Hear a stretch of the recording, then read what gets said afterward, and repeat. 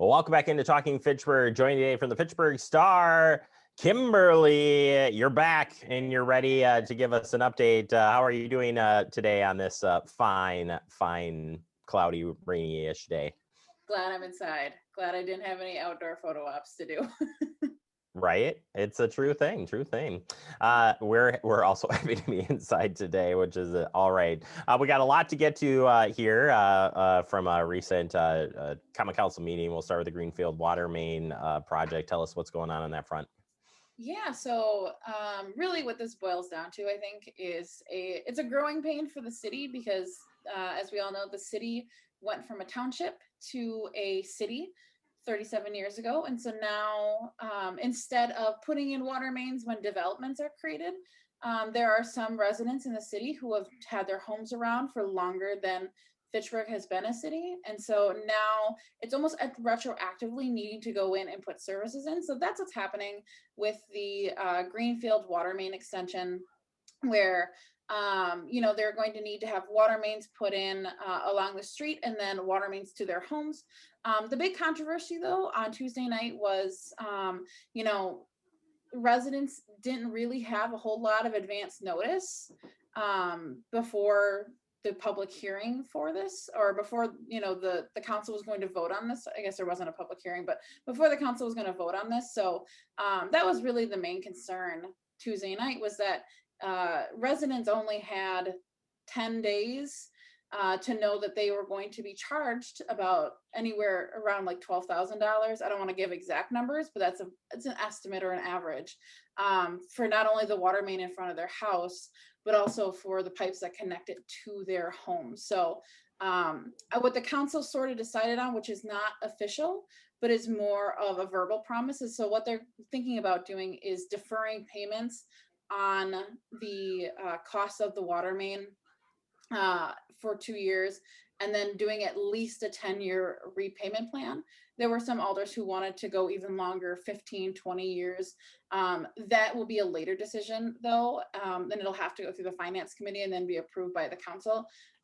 They're thinking that it's going to be the same council that will approve that though. So they're looking at extended timeline for payment, but they will put the water mains in as a part of the South Saline Road reconstruction project. So whole lot of controversy, really boils down to residents not having enough advance notice for a pretty hefty what's the word for it, a bill. It's 9 a.m. It's hard today, Jeremy. Hey, that's okay. We are happy that you're able to join us when you can. So we'll turn gears to the police chief. We have a new interim police chief here as we look for a police chief. What do you have for an update there? Yeah, so Matt Leahy will be the interim police chief through at least mid-September. So while they look for a new police chief, they're anticipating that they would hire someone in mid-August, but then they would need to conduct a background check and then get the new person actually in the door after, they would put in a 2 weeks or something like that. So we can expect Matt Leahy to be with the department at leading it until at least September.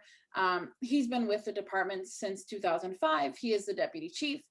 So that means, in any times prior to this, if Chief Brecklin had not been able to step into his role for any reason, Matt Leahy would have been there to do that work anyway. So it was sort of a natural progression as that choice for the interim chief.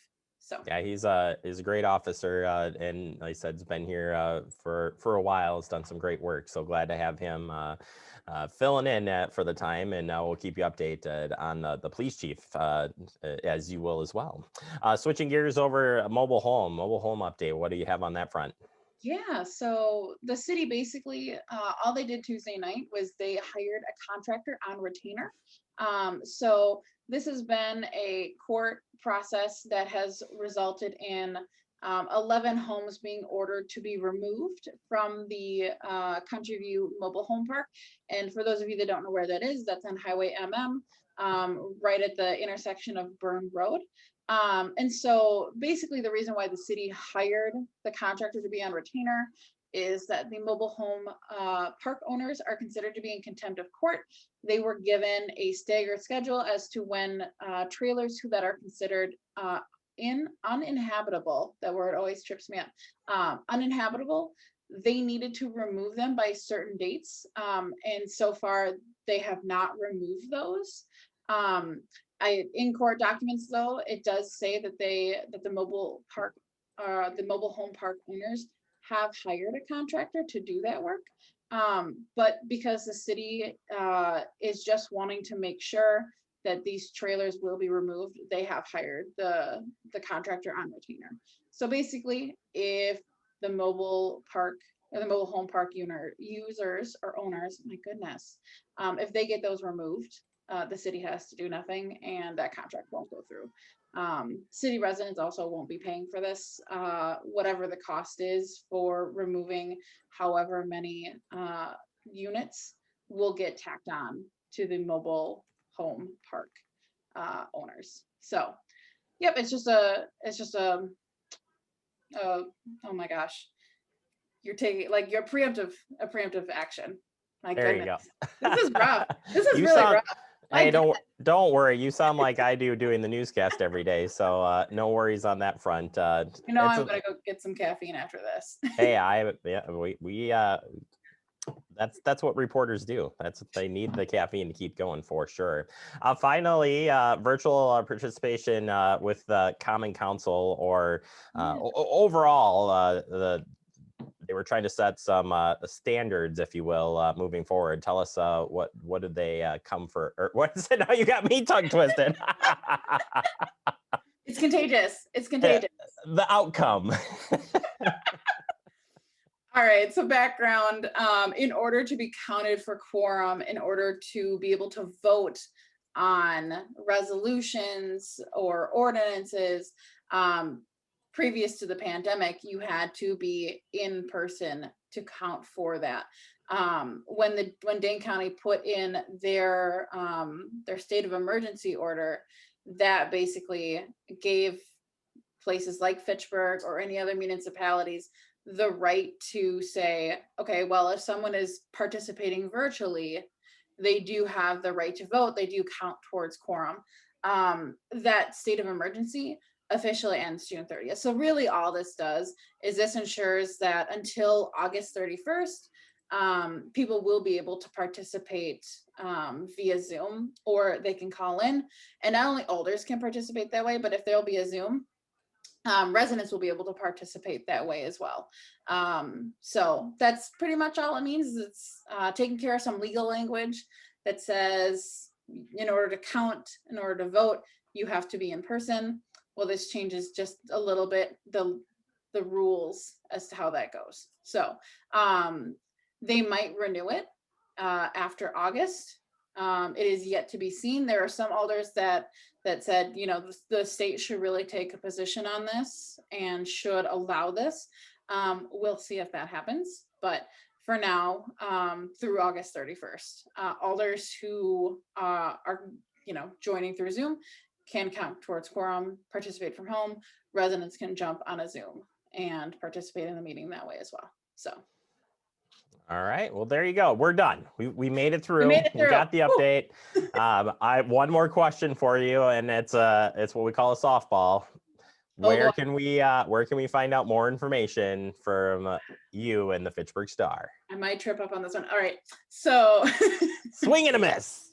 Yep. So we update our website, connectfitchburg.com, weekly, if not daily. So up to the minute information can be found there.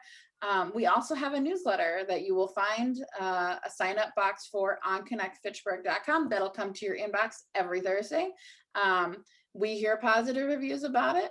I haven't heard anyone say they don't like it. So if you were looking for a sign to go sign up for it, here it is. So, but yeah, that'll come to your inbox every Thursday morning with news from around Fitchburg. So, and of course, we will always still send a paper copy to your door the second Friday of the month. So, which honestly should be the most exciting day of the month for Fitchburg residents every single month. I Oh think so. man, there's the shameless promotion right there, right? You were good right until the end there. Oh my goodness. Kimberly, thank you so much for joining this morning. Appreciate your time, and we'll check back with you in a couple weeks. All right, looking forward to it.